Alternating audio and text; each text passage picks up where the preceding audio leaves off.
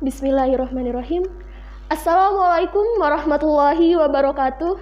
Waalaikumsalam warahmatullahi wabarakatuh. Innal hamdalillah nahmaduhu wa nasta'inuhu wa nastaghfiruhu wa na'udzubillahi min syururi anfusina wa min sayyiati a'malina may yahdihillahu fala mudhillalah wa may yudlilhu fala hadiyalah. Asyhadu an la ilaha illallah wahdahu la syarikalah wa asyhadu anna Muhammadan abduhu wa rasuluh. Rabbi shrah li sadri wa yassir li amri wahlul 'uqdatam min lisani yafqahu qawli. Amma ba'du. Alhamdulillahirabbil alamin. Marilah kita panjatkan puji syukur atas kehadirat Allah Subhanahu wa taala atas segala nikmat dan karunia-Nya sehingga kita bisa mengikuti kajian minggu ini dalam keadaan sehat walafiat. Gimana kabarnya adik-adik? Baik. Alhamdulillah, semoga adik-adik sekalian selalu dalam keadaan sehat walafiat ya. Amin.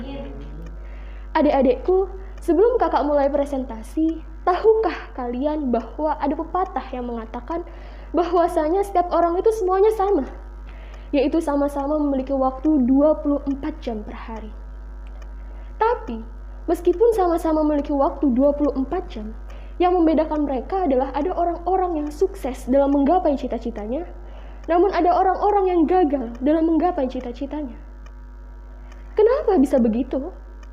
Karena kesuksesan itu ditentukan oleh seberapa baiknya kita memanfaatkan waktu.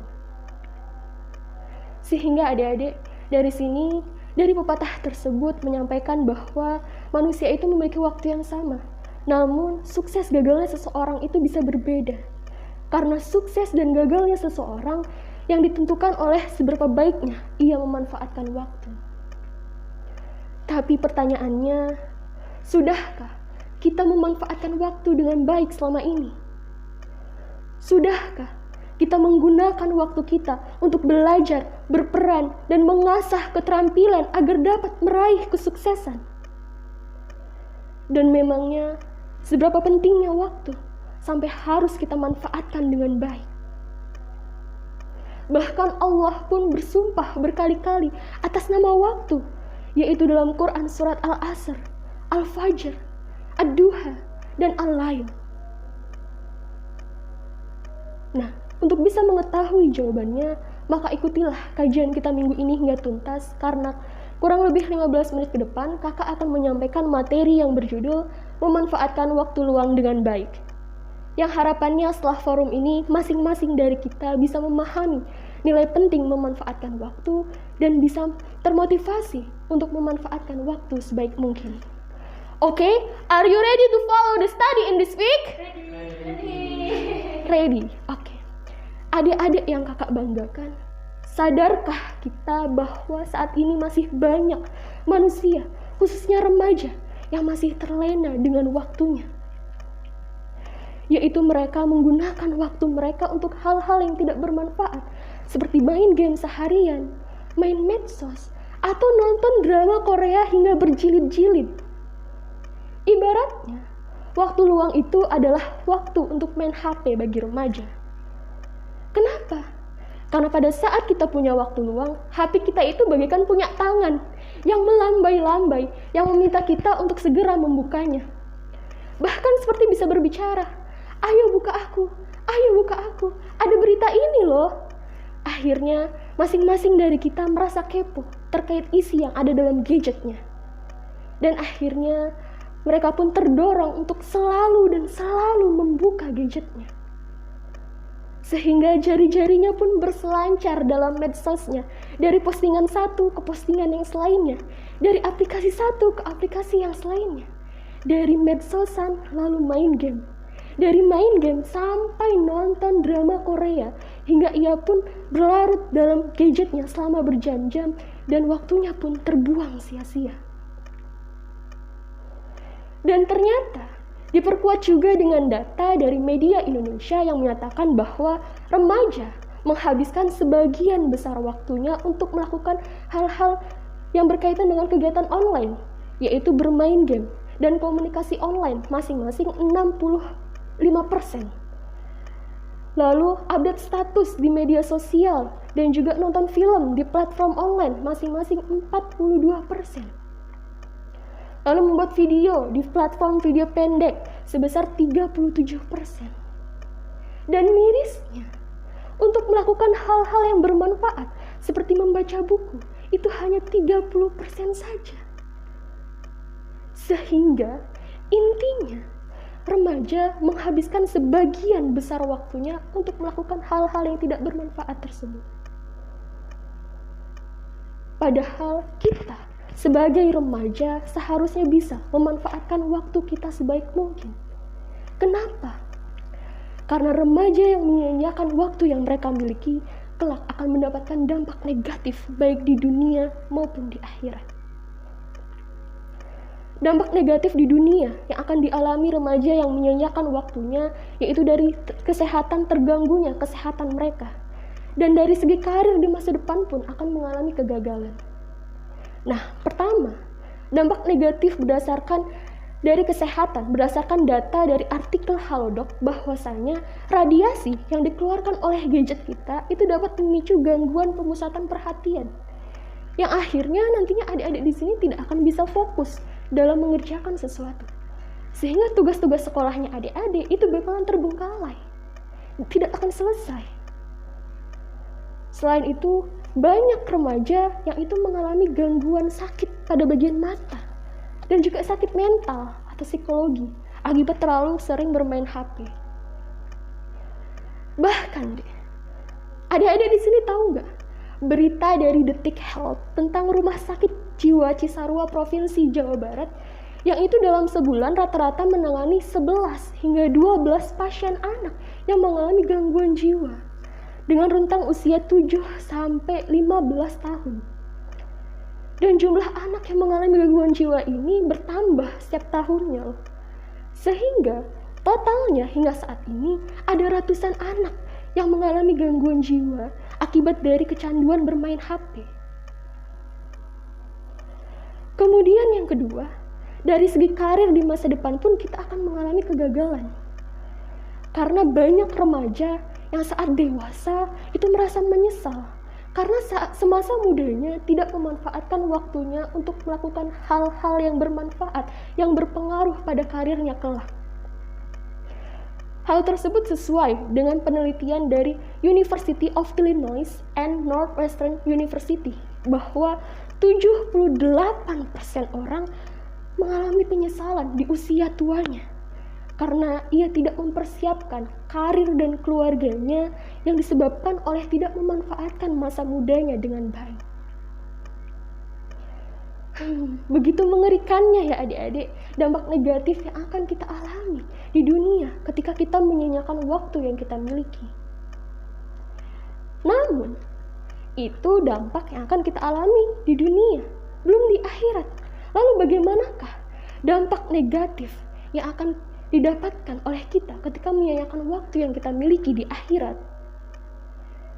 Nah, orang yang menyia-nyiakan waktu yang mereka miliki selama di dunia kelak akan merasa menyesal ketika di akhirat. Hal tersebut sesuai dengan penjelasan dari surat Al-Asr ayat 1-3 yang berbunyi A'udzubillahi minasyaitonirrajim. Bismillahirrahmanirrahim. Wal 'asr. Demi masa, innal insana lafi khusr, sesungguhnya manusia berada dalam kerugian. Ilal ladzina amanu wa 'amilus shalihati wa tawassaw bil haqq wa tawassaw bis sabr. Kecuali orang-orang yang beriman yang mengerjakan kebajikan serta saling menasihati dalam kebenaran dan saling menasihati dalam kesabaran. Al-ayah. Nah, adik-adik, dari surat tersebut menyatakan bahwa Allah bersumpah atas nama waktu, bahwasanya manusia dalam keadaan merugi jika ia menyia-nyiakan waktu yang ia miliki. Kecuali orang-orang yang beriman, yang mengerjakan amal soleh, yang saling menasihati dalam kebenaran dan saling menasihati dalam kesabaran. Sehingga adik-adik, orang-orang yang menyia-nyiakan waktu yang mereka miliki jika dianalogikan sama halnya seperti sebuah perdagangan. Kenapa bisa begitu? Karena dalam sebuah perdagangan ada yang namanya modal awal. usaha, dan juga hasil akhir. Nah, modal awal yang dimaksud diibaratkan sebagai waktu yang diberikan oleh Allah kepada kita. Dan usaha yang dimaksud adalah usaha untuk mengembangkan modal-modal tersebut dengan perbuatan yang nantinya akan dihitung dan dimintai pertanggungjawaban oleh Allah di akhirat. Apakah usaha tersebut dilakukan dengan cara dan tujuan yang baik atau tidak?